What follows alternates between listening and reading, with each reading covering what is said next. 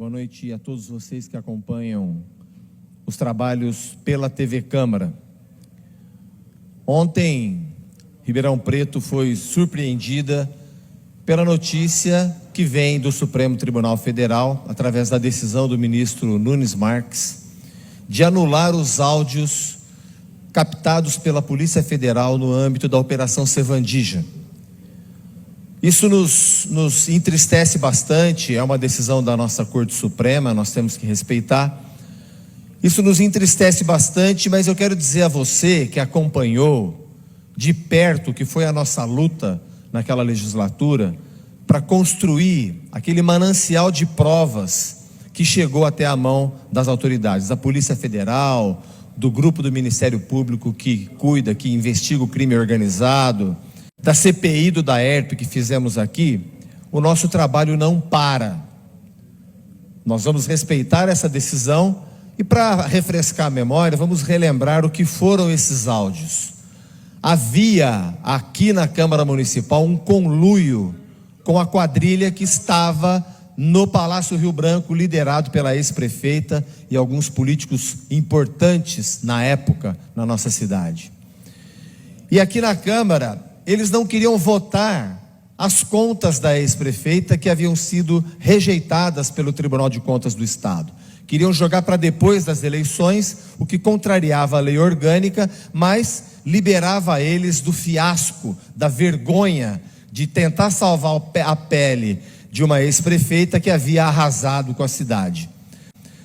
Então eu forçava aqui a votação das contas da ex-prefeita.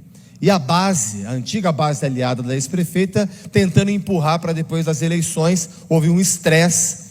Acho que alguns vão se lembrar daqueles áudios no qual a ex-prefeita dizia assim: o fulano de tal não vai votar minhas contas, manda 60 funcionários dele da prefeitura embora. O outro não vai votar minhas contas, manda 180 embora. Esses áudios que o ministro Nunes Marques disse que não vale para incriminar os envolvidos à época. Muito bem. Nós não vamos parar de trabalhar, nós vamos continuar o nosso trabalho, até porque o trabalho político valeu a pena.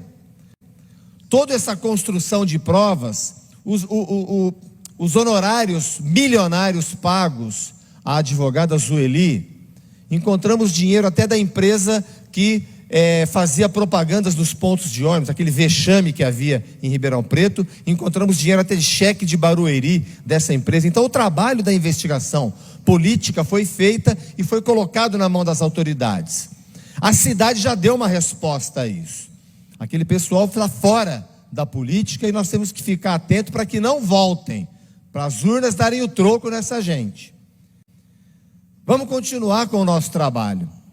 A CPI do DAERP, que construiu provas contra uma gigante do saneamento no Brasil, que comprou a licitação aqui do DAERP, as provas robustas que construímos no inquérito parlamentar serviram ao Ministério Público para firmar esse acordo que trouxe de volta aos cofres públicos 54 milhões de reais em dinheiro vivo para o caixa do DAERP, agora SAERP, 13 milhões de uma ação que incestuosamente vinha sendo alimentada contra a própria cidade. Essa empresa teve que desistir dessa ação e deixou 2 milhões de reais de materiais hidráulicos nos depósitos do DAERP. Então não foi tudo perdido, foi uma decisão que lamentamos, né? Tem esperança que o colegiado retome. Foi uma decisão monocrática, quando um juiz, ministro decide.